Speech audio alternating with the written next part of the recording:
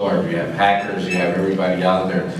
We're creating things to prevent these things from happening. There's things, yes, that can be done to make it the best system possible, but having worked in the criminal investigation side of the house for over 30 years, I know that they will find other ways to make it tough for us and make some problems. We have filers that range from the first-time filer all the way to people who have been filing every year that won't have answers to some of those questions. So we're trying to actually take systems, combine them, like Social Security Administration. You know, that information was never cross-referenced. It may delay the following season. You know, all these things are taken in consideration, but then at the end of the day, you know, are we making it quicker for everybody out there who needs this check? You know, it kind of puts them in a position of how do we please everyone and deliver that service, which that's what we strive for, you know, so kind of a vague answer. I think we have time for 2 more questions before I get the hook up here. So this young lady right here in Peach. Is the government or the Congress looking at alternatives to having one Social Security number on the Medicare card? I would not be in the proper capacity to answer that question. I don't know if anyone on the panel did answer the question. Did you want to talk about it? Yeah, exactly. I'll repeat the question later. We'll be here around 11:30. Okay. And do you happen to know what proportion of the victims, either in South Florida or nationally, are age 65 or older? We started to kind of winnow down the numbers. We are really starting to track the older and seniors who are being targeted. And in fact, in May, I think it's like May 6th, we're having a forum in Washington, D.C., the FTC, bringing in experts to figure out, are they really targeting primarily senior citizens? And it'll be ID theft affecting senior citizens, a whole forum just on that. So we're looking into it because it seemingly perhaps is more focused on seniors. And perhaps that may be one of the reasons Florida's #1. And I'd just like to mention that one of the other types of frauds that target seniors are the lottery scams, the foreign lottery scams. They do target seniors, and the Postal Inspection Service is working on investigating those types of frauds, including the Postal Inspector who's in Jamaica right now regarding the lottery scams. We have a Postal Inspector that will be testifying before a committee next month, I believe, regarding the lottery scams as well. Okay, well, what I'm going to do now is these panelists are going to stay after a little bit. One of the things that we do here with all these agencies is we collaborate, and we're actually going to be meeting later on today after the regular program with law enforcement, so we can talk about the best, most efficient ways to actually target these criminals who are stealing identity. But if you want, these panelists will step to the back. We're going to continue with our program, or else we're going to get in trouble. So.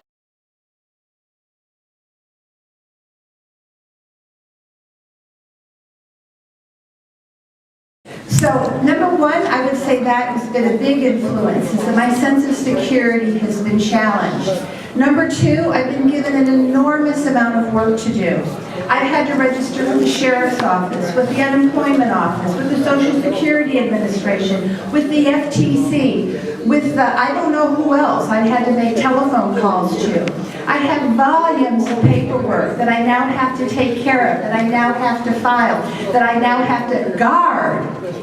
So and I now have to pay $15 a month to Wells Fargo to watch my identity for me, or something like this that I was told to do that I didn't know about, but I've got a bill every month. Now, here's my next story about how it's affected me. Remember I said I'm a long-time resident of Boca Raton. My roots in Boca Raton go back to the 60s. But I'm not a resident of Boca Raton anymore because when I applied for a mortgage, I was given a verbal commitment of a $250,000 mortgage. As time went on and this identity theft was discovered, I ended up with a $160,000 mortgage because somebody had tapped into my identity and stolen it committed tax fraud, taken out a loan with Western Sky, opened up credit cards in my name, added 2 fictitious addresses to my credit score, put on multiple erroneous spellings of my name on my credit score. So I watched my credit score jump 100 points. I watched my verbal commitment of $250,000 in a mortgage go down to $160,000. The closing day on the mortgage was January 31st, and the people had to stay after work hours because it was down to the wire on whether they would really give me a mortgage or not. That's how tenuous things became, and I now have a residence in Delray because I couldn't afford a house in Boca anymore.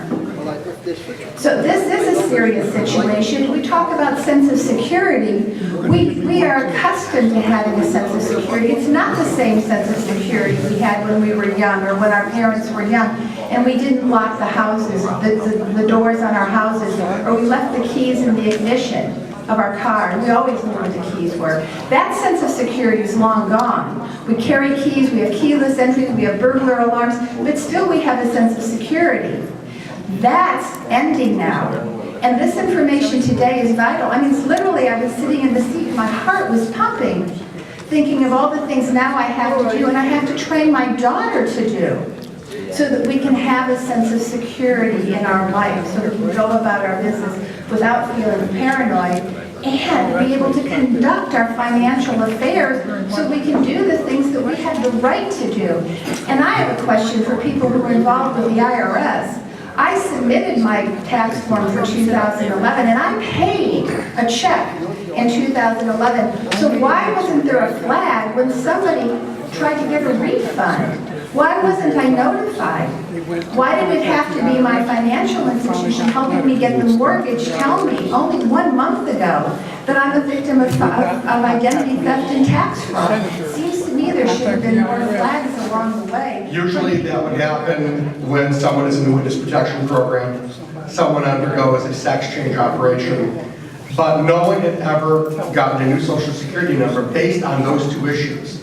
Working with Senator Bill Nelson, he and I actually put together a system where the new Social Security number was issued to me, and we worked with the Social Security Administration so that if anybody became a victim of identity theft, they would be able to work with the FTC, work with their local police departments, go to Experian, TransUnion, and Equifax, get copies of their credit reports, go to their local Social Security Administration office, and actually begin the process of being given a new Social Security number. However, I am now the only 2-time victim of Social Security theft in this nation's history. In 2008, a gentleman who worked for Countrywide Bank, which is now Bank of America, began selling 21.8 million Social Security numbers to a friend of his in Saudi Arabia. How did he do this? He would go into work on the weekends, take a memory stick, download thousands of names, ship them overnight mail to his friend, and nobody would catch him. Until one day he got caught. I received a very innocuous letter in the mail from Countrywide stating that your Social Security number may have been compromised. Boy, this now makes me a 2-time victim, so I called up Countrywide and said, what are you going to do about it? They said, nothing. Well, we were going to handle it internally, so I used the connections that I had at the time with Senator Nelson and the folks of the FBI, and they crashed the doors down in Simi Valley, California, found the stuff. Well, as a result of that, I became the whistleblower, obviously, on this identity theft issue. We filed a class action suit on behalf of all individuals here in the state of Florida in August of 2008. What happened? 3 weeks after I filed that class action suit, Bank of America retaliated and decided to put a fake foreclosure on my home. We have been in litigation with them now ever since. How does one get a third identity? There is no process. You're looking at someone who's the face of everyone, but the face of no one. I have tried working with the Congress. We tried to get a bill introduced for identity theft. No one has been interested. We are the single largest white-collar crime in this nation, yet we cannot get legislation issued to protect the single largest white-collar crime in America. Why? We don't know. Is it a photo op opportunity? We're not certain. One of the things that I am trying to do at this juncture is I need to get a third identity. How do you do that when you've been compromised twice? There are really no answers. My credit score fell instantly from close to a 900 score to a 200 where it stands today. I have been sued numerous times. I actually got used to it from the first Social Security number, where I would walk into the circuit or county court here in Broward County, and the judges got to know me so well they would see me walking in during all these lawsuits and throw the case out the moment I walked in the door. My old Social Security number, which has not been in use for me since 2006, is still being sold and used and tracked today around the world. At any given point in time before I was issued my new Social Security number, I had $36.8 million in fraud on my tri-merge credit report. The problem that we had when I got my new Social Security number is that since we have no system in place of someone like me, TransUnion, Experian, and Equifax saw, oh good, there's not a Richard S. Goldman anymore, there's a Richard Goldman with the same date of birth. They transferred over all of the fraudulent information to the new credit report, and it took Senator Nelson's office and I, about 1.5 years to convince these people the first Social Security number is not me. The same problem that I have is with our friends of the Internal Revenue Service. How do you tell those folks all of a sudden, this number doesn't exist, you have a new one, you're filing taxes under a new Social Security number because the old doesn't exist, and they look at you and go, who the hell are you? It became a vicious circle nightmare. Where I'm standing at today is I have 4 litigations going against Bank of America. Why? Because we have no understanding of how to deal with multiple victims of identity theft. I hate to say that I'm the whipping boy for it, but I don't mind. The one thing that I can tell everyone is you have all these companies that are out there. They call themselves LifeLock or whoever they may be. Once your identity is compromised, these items, these companies become worthless. If you're in, God forbid, any litigation and somebody offers you credit protection, that's also worthless. When you are compromised just once, it could be for $1. All TransUnion, Equifax, and Experian has to do is call up, let's say, Capital One Bank and say, does Joe Blow of Kokomo have an account with you? That's all they have to ask. And if they say at Capital One, yes, that person exists, this can stay on your credit report not only for 10 years, but you heard the nightmare stories about the debt collectors. They will continue to sell and sell and sell these debts where it will never come off your credit report, to the point that if you are sued by these agencies, then you have to try to make your case in front of a county or a circuit court judge and say, I've been a victim of identity theft. And I'll give you the best example. Discover Guard Bank sued me late last year. We went to Discover Bank over $1,500 and said what? Here's all the litigation papers in the Western District of Kentucky where we consolidated all the class action suits against Bank of America. He's a victim of identity theft. Here's all the paperwork that you need. You know what they came back and said? We want a judgment anyhow.